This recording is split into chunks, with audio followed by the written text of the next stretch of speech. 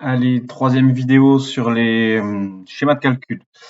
Donc, dans la vidéo 2, on a configuré notre schéma de calcul pour faire des chiffrages final pour votre client final.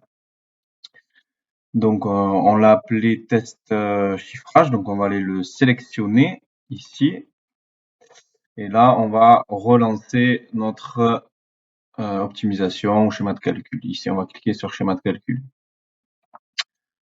Alors, juste avant, au préalable, ce que j'ai fait, vu que là, on va faire un chiffrage final, il faut renseigner les vitrages, les prix de vitrage et la main-d'œuvre.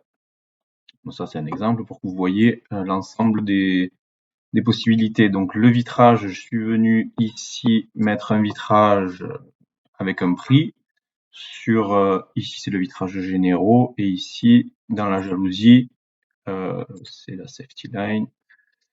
Ici, j'ai mis mon vitrage aussi de 6 mm. Donc là, j'ai renseigné mes prix de vitrage. Bon, ça, on verra aussi. C'est dans une autre vidéo pour les vitrages. Donc, une fois qu'on a renseigné nos vitrages, on a un prix de vitrage. Ensuite, on va renseigner nos heures de fabrication et heures de pose. Bon, là, j'ai mis des exemples. Donc, faire attention, heures de pose. Si c'est une ou deux personnes, suivant le taux horaire qu'on a rentré, moi j'avais mis 30 €, c'était pour une personne, donc là c'est 4 heures seul ou 2 heures à deux. Voilà, faire attention. Pareil ici, sur le garde-corps, voilà, j'ai renseigné mes vitrages et mes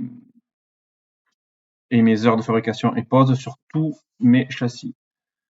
Donc ensuite, on va pouvoir lancer le schéma de calcul qui va nous calculer le prix. Voilà, ça c'est sur la page. OK.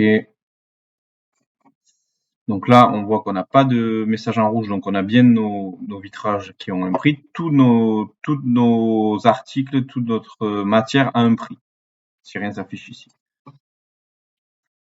Donc là, on retrouve notre schéma de calcul avec les paramétrages des chutes. Et on va retrouver toutes nos valeurs. Donc la matière, ça représente 3 508 €. La main-d'œuvre, 1200. Donc si on additionne les deux, on se retrouve à ça. Ensuite, on a nos frais généraux qui s'appliquent. Notre coût réel, donc les frais généraux sont, on va dire que c'est tous les frais de l'entreprise. Donc ça va être notre coût réel pour nous, enfin pour vous. Et ça, c'est notre marge bénéficiaire qui nous donne notre prix de vente. Après, on a notre commission commerciale et le prix de vente final. Donc voilà, ça c'est comment le prix se construit. Ensuite, après on peut détailler, on peut rentrer dans le détail. Donc voilà, là on a la matière, on a le vitrage, on a l'étanchéité, fixation étanchéité, donc au mètre linéaire. Et ça, c'est ce que ça représente par rapport au prix de vente final. Ce qui est intéressant, c'est donc tout ça, on peut le sortir sur un document qui s'appelle la fiche de coût. Et la fiche de coût, elle se trouve ici, sous devis, fiche de coût par fournisseur. Donc ça, c'est un document assez intéressant pour voir comment votre prix est construit. Ça reprend le schéma de calcul en gros.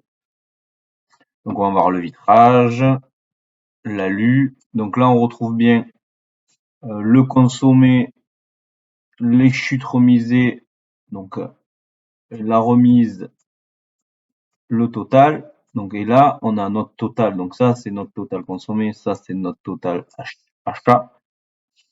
Et là, on retrouve notre marge qu'on a configurée à 10% pour les frais de dédouanement et de transport. On additionne tout ça à la fixation étanchéité, on a notre prix matière. De là, on vient ajouter nos heures de fabrication, nos heures de pause, on en a 40, donc à 30 €, ça fait 1200. Et voilà, on a notre coût direct. Ensuite, nos frais généraux qui s'appliquent, qui représentent, ça c'est les pourcentages par rapport au prix final que ça représente. Donc les frais généraux par rapport à 7771, ça représente 25%. Et voilà. Et là, on a toute la construction de notre prix. Donc voilà, ensuite, on va pouvoir, ça c'est un travail que vous allez faire une fois. Donc là, il va falloir peut-être réétalonner. Si les prix ne vous correspondent pas, on peut retourner dans le schéma de calcul et modifier nos, nos marges, nos prix, les frais pour avoir les prix les plus justes possibles, les prix que vous pratiquez. Et ensuite, une fois qu'il est bien configuré, vous pouvez le sauvegarder dans l'affaire par défaut. Comme ça, il atterrira à chaque fois dans une nouvelle affaire, il sera paramétré ici. Donc, soit on met test, soit on met chiffrage, soit on met technal, suivant les cas que vous voulez, les chiffrages que vous voulez réaliser.